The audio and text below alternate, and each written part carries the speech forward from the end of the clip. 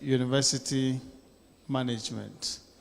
We'll spend roughly about an hour to take submissions from here, and then we'll get to the audience to also get into a question and answer session, or if you have some contributions, you can come in there. So I want to start with Professor Eric Dankwa, who is one of our very experienced center leaders. Professor Dankwa actually will be standing in also for the Vice Chancellor of his university, University of Ghana, but he'll be speaking mostly from the perspective of a leader of a center, one of which has been the most successful actually under ACE1, and that's the West Africa Center for Crop Improvement. So I'll start with him. Prof. Dankwa, I would want you to give us your perspective on how important it is as a center to get buy-in from the university administration, and what your personal experiences has been running the West Africa Center for Crop Improvement. Thank you, Professor Mohamed Salifu. I would like to thank the organizers of this conference for giving me the opportunity to speak on this panel. As he rightly said, I am wearing two hats, but I would choose to wear the hat of the center leader of the West Africa Center for Crop Improvement. Perhaps I would switch to acting Vice Chancellor for a minute or two as I conclude. I first would like to commend the World Bank for the audacity to launch the Africa Centers of Excellence project, and I think they deserve a round of applause. So many years ago, the World Bank turned Africa around that we shouldn't think about higher education. Today, the World Bank itself is leading higher education in Africa for Africa. That is why we need to applaud them. I wish to refer to the presentation by the task team leader, Andreas, yesterday. If you listen to him carefully on one slide, he gave it all to us. He showed the 7 important players in this project, which are the World Bank itself, the AU, the government, the universities, the ACE Steering Committee, the ACE, and the partners. Each player has its responsibilities. So it's all about the player doing what it has to do and not doing what it does not have to do. It's that simple. I would say that the World Bank, you are the driver of this whole project. You need to facilitate ensuring that the agreements that the universities have with the government in the respective countries clearly spell out the responsibilities of each, if you like, unit in the university. I would say that these responsibilities must be underpinned by international best practice. Beyond that, there is nothing else. So we need to ask, what is international best practice? I think the World Bank knows better, and the World Bank must lead efforts to ensure that what is on paper that is signed in universities clearly outlines what each player has to do. I wish to share with you the WACI model, which some say has been so successful. I like benchmarking a lot. I've been a faculty member in the University of Ghana for 31 years, and I've benchmarked all these 31 years. The WACI model is based on a simple philosophy that will train Africans in Africa on African problems for Africa. And we don't want any university globally to do it better than us, and we believe we are leading the effort in the training of plant breeders for Africa. Today, a lot of people are coming all over the world to WACI to either teach or study. Now we get applications from all over Asia, but of course we can't provide them with scholarships so they don't come. We think that there is room for improvement and we are working on it. Fortunately, the university is opening up to listen to what they have to do so that we take our program to the next level. Let me submit that WACI was established as a semi-autonomous center at the University of Ghana. Of course, we predate the Africa Centers of Excellence project, and so it's not surprising that we are where we are. And I would like to refer to a letter that was issued to WACI by the Council of the University of Ghana, signed in October 2009, that WACI shall operate as an autonomous accounting unit in the University of Ghana, but will conform to the general university structure as regards classification of incomes and expenses. And you may ask, how does this happen? This happened because the donor which established WACI clearly outlined in the grant agreement letter that they were making the grant to the University of Ghana with the understanding that WACI will operate as an autonomous institution in the University of Ghana, exercising direct management of its funds in order to facilitate timely execution of its activities. Mr. Vice Chancellor's hearing assembled is all about effectiveness and efficiency. The ACE project is World Bank led, you drive it. It's facilitated by government units like in Ghana, the NCTE. They're obligated to ensure that the environment is right for world-class performance. So I would submit that the World Bank must ensure that the agreements on the ground are what you would like to see.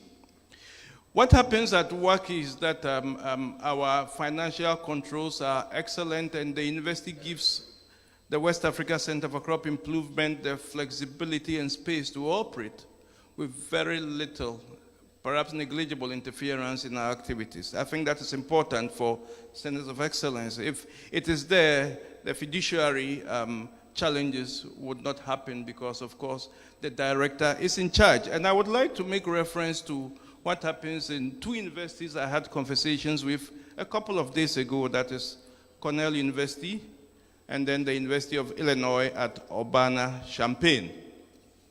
Listen to what the Cornell partner that I've worked with over 12 years told me.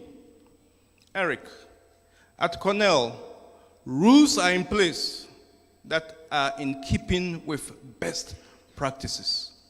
That is the bottom line. Transactions, and I think it's important for investors to listen to this. Transactions occur at the unit level. That is all. Adhering to the rules. When it is necessary to legally obligate a unit of the university, then you go through the central office to ensure that agreements are properly signed. At Illinois, what they tell me is that 80% of the transactions are at the PI level. So everything stops with the principal investigator who works under rules and regulations. Fortunately for us at the University of Ghana, we are properly structured under 4 colleges. And each college is headed by a provost who is a member of senior management. And so we expect that everything would happen at the level of the college so that there is speed in delivery. At Illinois, what they tell me is the university looks at about 18%, and that has to do with what Cornell told me about agreements to ensure that everything conforms with best practices and that the agreements that are signed conforms to what the university needs to do. So I would say that it's all about the agreement that is signed, creating semi-autonomous institutions. And this provision is allowed by the World Bank project. Nonetheless, you look at institutions across West Africa, you see that there is variability. So I'm asking the World Bank, why don't you take this responsibility to, at the highest level, ensure that what is done in universities are in sync with best practices? Like you have obligated us to do certain things under this project, you can ensure that the African governments, and remember that the African government didn't tell you that they wanted centers of excellence. You, if you like, crafted the idea and then negotiated and got what you wanted. So if you have prescribed African centers of excellence, please take the lead to ensure that African governments are in sync with what is done in universities globally. I think my chairman is disturbing me. Let me quickly say that as regards what we have done at WACI, we have everything on our website. People can study. You can email us. We can tell you what we've done over the past 12 years. Globally, everyone is talking about what we have done. The Chicago Council on Global Affairs has alluded to the fact that the space that we have been allowed over the years has allowed us to do what we have to do. Staff motivation is there. As director, I'm invited to about 1 million conferences, but I don't do even 50%. My team does most of the, if you like, meetings with, if you like, partners abroad, and also going for conferences and training. So not like monetary rewards, nonetheless career development, because if you don't develop your children better than you screw up the family, sorry. So what we do is ensuring that the staff who are following us are properly developed, better developed than us, so that in the fullness of time, they can stand their own anywhere in the world. Conflict resolution, there shouldn't be conflict if the structure is clear. At the University of Ghana, we have opened up for conversations on restructuring our Office for Research, Innovation, and Development, and we hope that in the next few weeks, things will be fine. But what we are doing is marketing the working model to ensure that the new centers adopt the working model, which I think is one of the best models ever formulated. So, Mr. Chairman, I can come in again, but I would say that it's all about structure, governance, management, power to the PI. It's all about the PI. Then who said that the PIs does not mean well for the projects better than anyone in the world? It's his project, he led it. Some conceptualize the idea, and who says they don't want to be successful? So let's give them the flexibility and space to show that they are world-class scientists. On this note, let me say that it's all about best practices, international benchmarks. That is what we have done. In plant breeding, we are becoming one of the notable universities globally. It has been, if you like, said all over the world, and we hope that all other centers will get the flexibility and space they need to flourish. Thank you. Thank you very much, Peter. Okay, so Professor Haruna Karambiri, you with 2IE, and I want to get your perspective on how you've managed over the period to secure the university buy-in, and what are some of the things that you need to do as a center to ensure that this very important ingredient is available. Thank you. Bien, merci, Monsieur le Président. Permettez-moi de partager avec l'audience ici présente l'expérience de 2IE sur les points qui ont été donc précisés. Donc, avant tout, je voudrais peut-être rappeler ce que c'est que le Centre d'excellence 2IE.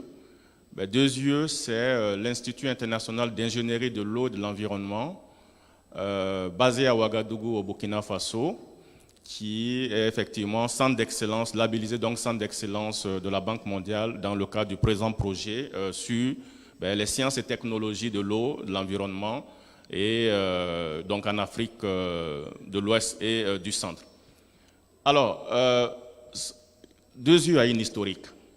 Et je pense qu'aujourd'hui, nous avons une institution internationale, mais il faut savoir qu'à la base, nous étions donc un instrument interétatique censé former des ingénieurs entrepreneurs pour l'Afrique. Et aujourd'hui, cette mission est affichée clairement.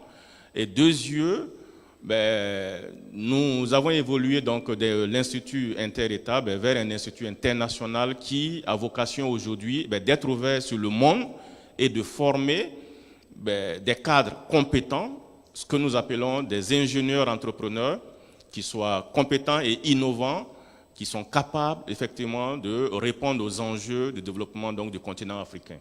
Je pense que cela est important.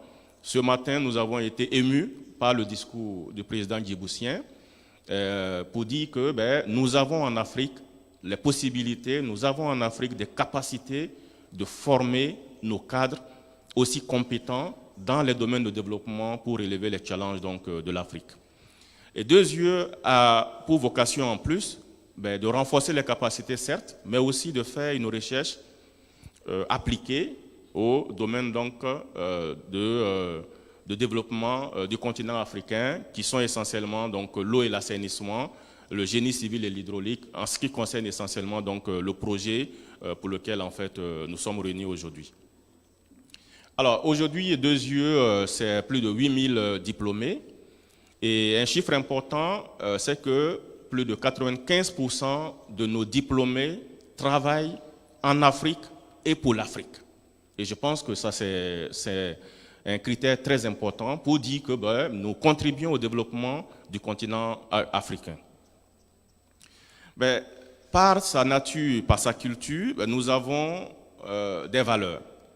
Et je pense que ces valeurs sont importantes parce qu'elles servent de driver dans la mise en œuvre du présent projet. Et ces valeurs, c'est la diversité.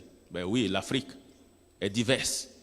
Nous avons des diversités culturelles, des diversités religieuses, et 2 est un écosystème, effectivement, qui reflète cette diversité.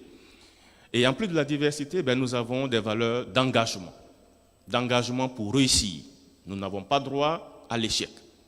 Et en plus de cela, nous avons des valeurs de responsabilité. Responsabilité, qui dit responsabilité du leadership. Et enfin, des valeurs de mérite, d'excellence. Et je pense que nous sommes tous ici, nous sommes là pour l'excellence. Et le projet de la Banque mondiale, au passage, donc, je tiens à remercier toute l'équipe de la Banque mondiale et tous les partenaires qui soutiennent cette initiative. C'est parce que nous pouvons créer l'excellence en Afrique. Et je pense que c'est important d'évoluer dans ce sens. Alors, pour revenir au thème donc, de ce panel, effectivement, il y a un fort enjeu pour la réussite des centres d'excellence, qu'il y ait une adhésion, un soutien, un accompagnement de l'université. Mais l'expérience de 2 j'allais dire, est atypique. Parce que le projet des centres d'excellence pour nous, c'est une vision. Une vision qui est commune et partagée dans l'institution, par l'institution. Et cela est important et je pense que si nous avons vraiment un message à lancer aux universités, c'est que effectivement le centre d'excellence ne doit pas être et ne peut pas être isolé de l'université. Et notre exemple, c'est que nous avons un projet de centre d'excellence qui fait partie intégrante de 2 On n'a pas le centre d'un côté et l'institution en fait de l'autre. Nous sommes intégrés. Donc, je pense que c'est un élément important. Le deuxième élément qui me paraît important, c'est que le label, alors je précise et je pèse mes mots, le label Centre d'excellence de la Banque mondiale, et je voudrais peut-être lancer au passage un appel à la Banque mondiale, s'il était possible de breveter ce label pour que les universités puissent avoir ce cachet label Centre d'excellence, c'est un label porteur, c'est un label qui se vend, c'est un label qui attire et c'est un label qui rassure. Et je pense que cela est important. Et pour nous, effectivement, être centre d'excellence, c'est l'institution qui en profite. Ce n'est pas qu'un département, ce n'est pas qu'une faculté, non, c'est 2 qui est centre d'excellence de la Banque mondiale et je pense que c'est un gage de garantie et c'est un gage d'excellence. Donc, je pense qu'il est important, effectivement, que ce label-là soit même breveté et donc soit en fait utilisé par les universités compte tenu des exigences d'excellence que en fait les universités subissent. Mais ensuite, un aspect important, c'est que le projet doit être arrimé au plan d'orientation stratégique de l'université. Et quand on met en œuvre le projet, les objectifs du projet, les résultats du projet doivent concourir et contribuer à l'atteinte et à la mise en œuvre du plan d'orientation stratégique de l'université. Et tout à l'heure, comme je l'ai dit, les valeurs du projet, qui sont des valeurs d'excellence, les valeurs de l'institution, qui sont des valeurs de diversité, de responsabilité, doivent se rejoindre. Et l'expérience de 2 yeux, pour ceux qui ont eu l'opportunité de visiter l'institution, ces valeurs sont partagées. Sont partagées depuis le directeur général, en passant par les directeurs d'activité, jusqu'au corps enseignant, au personnel, jusqu'aux étudiants. Nous avons la même vision. Nous avons le même regard. Nous partageons les mêmes valeurs. Et je pense que ces éléments de valeur, c'est des forces motrices pour la mise en œuvre effectivement d'un tel projet d'envergure. Et certainement que je reprendrai la parole, mais un aspect important pour nous, pour la réussite des projets, l'élément capital, et tout à l'heure je pense que le prof l'a dit, c'est la mise en place d'une équipe.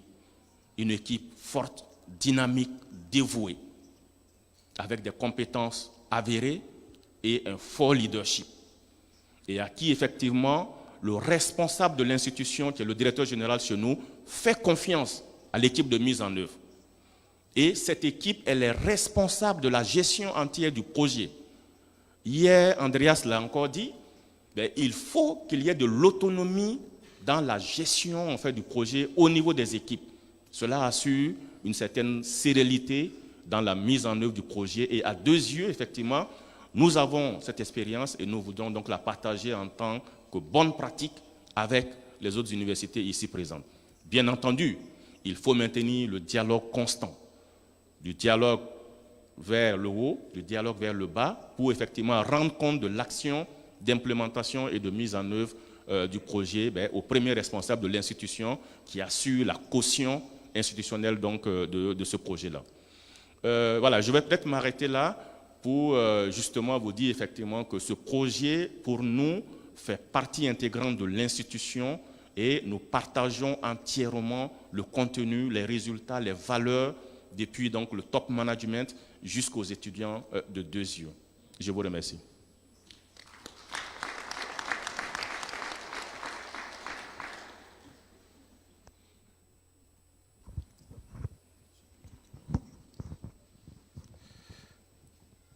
Okay, thank you very much.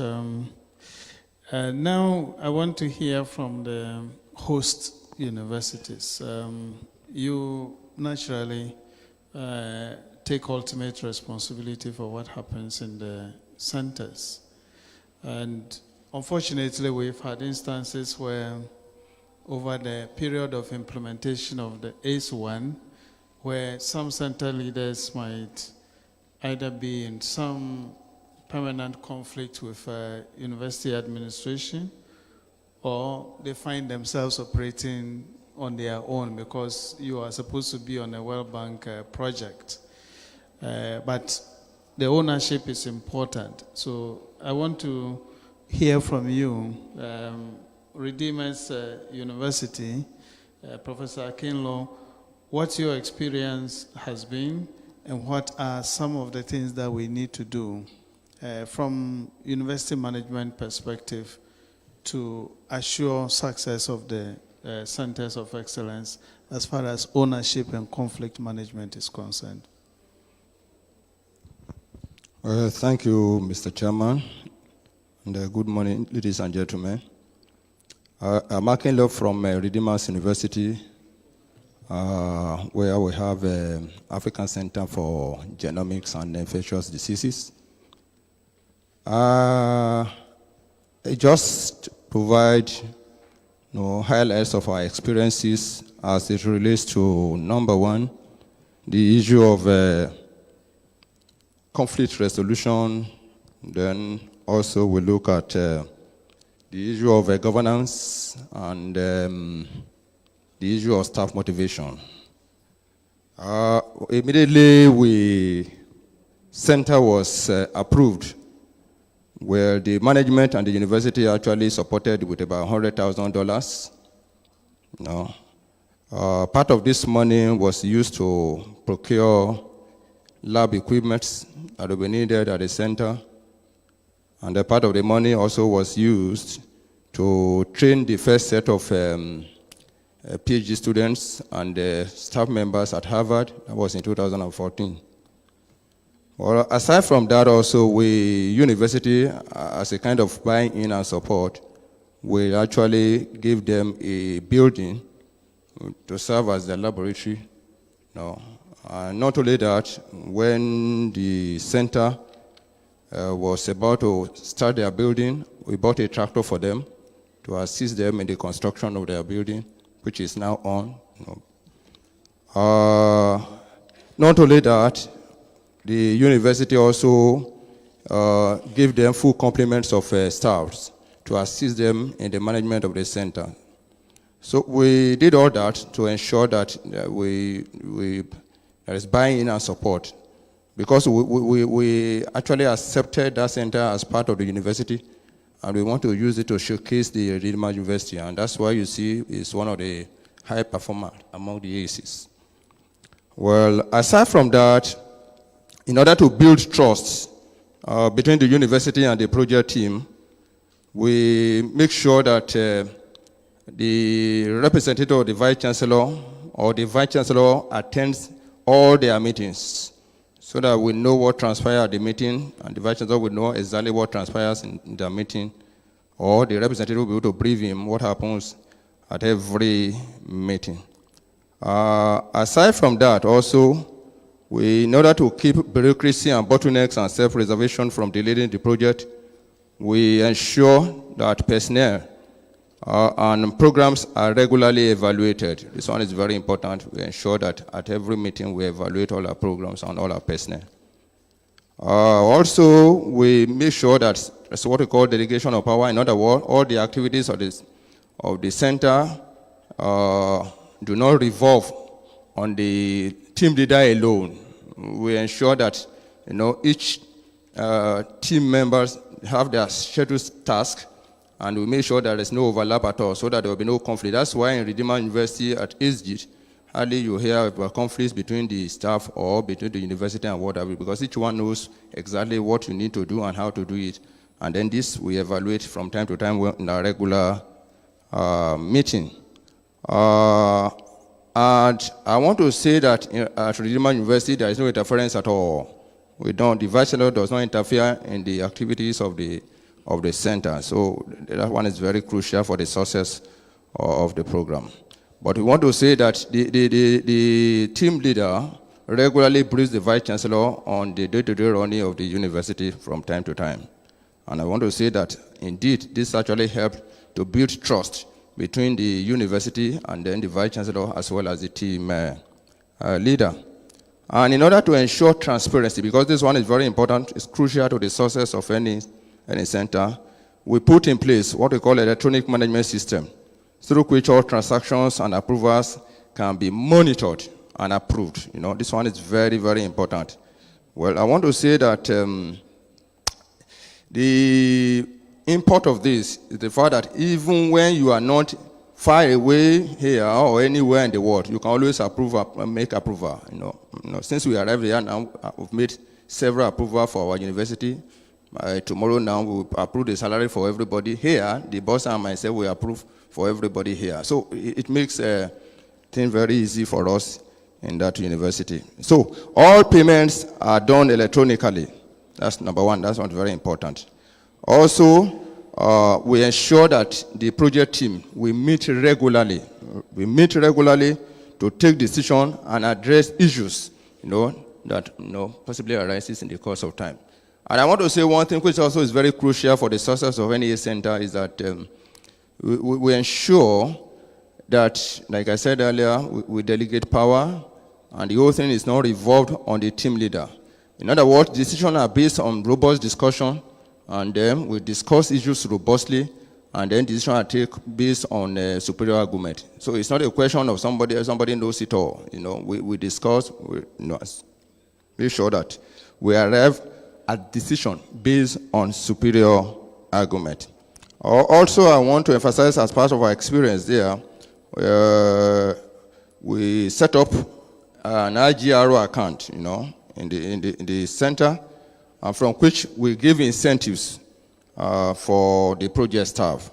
The IGR is generated from services and training is done through the center. We have a sharing ratio between the university as well as the center. That's well internally generated right now. And then from there, we give certain percentage to the university and to the project staff to serve as incentive for them. Now, also apart from motivation, we support our staff training and capacity building through other grants. Well, let me end this discussion to say one thing, that my little observation, I joined the team not quite long, but I want to notice that one thing that is, very crucial, and which I think I've seen in SGIT is the quality of the team leader. I think this one is very, very important. I want to say that the team leader at SGIT is a visionary leader. Honestly, he's very hardworking, and he's a leader that carries everybody along. And that's why, for years that we have started, the cases of conflicts or what have you, I think has not arisen at all. So thank you very much, sir.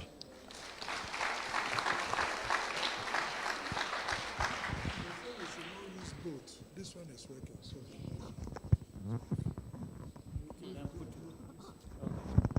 Okay, so now OAU, you can say your perspective.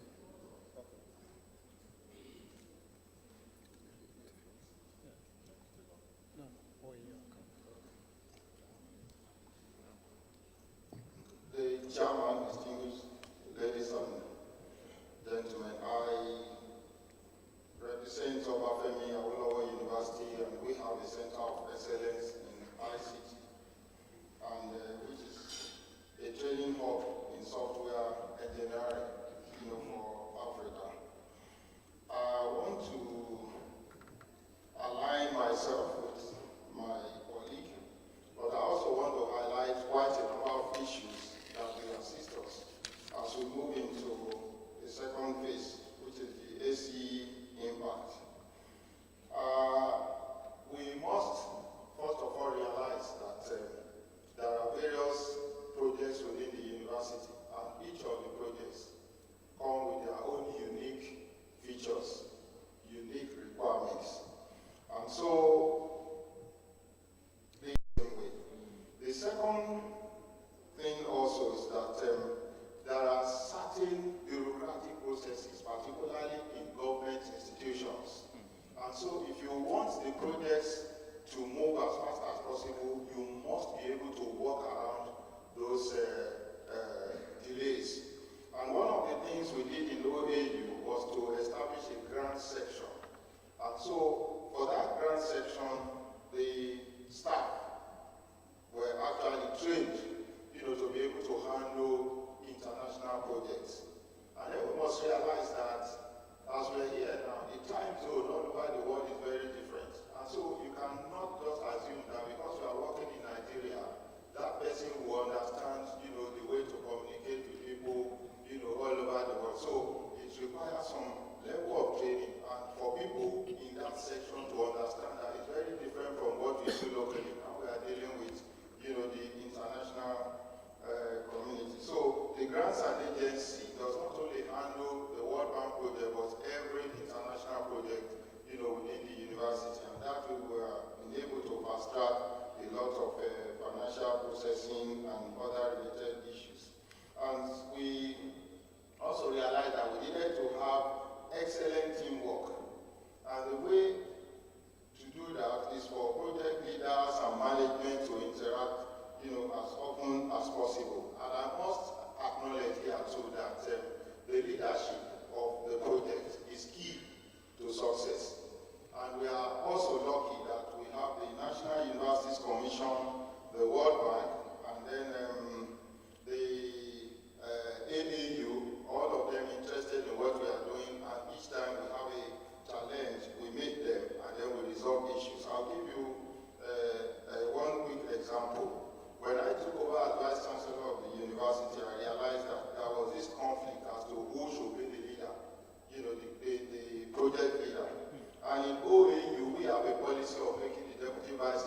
academic, the leader of every institution-based international project.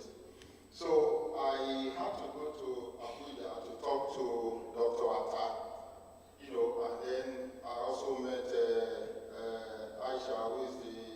Aisha Gaba, who is the World Bank representative, and we were able to resolve the issue by agreeing that we should have a center leader and a co-center leader, but the experts should be the center leader.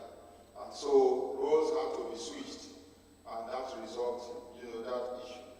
We also must realize that when we deal with World Bank projects, for example, we also have our national procurement laws. So if you institutionalize the national procurement law,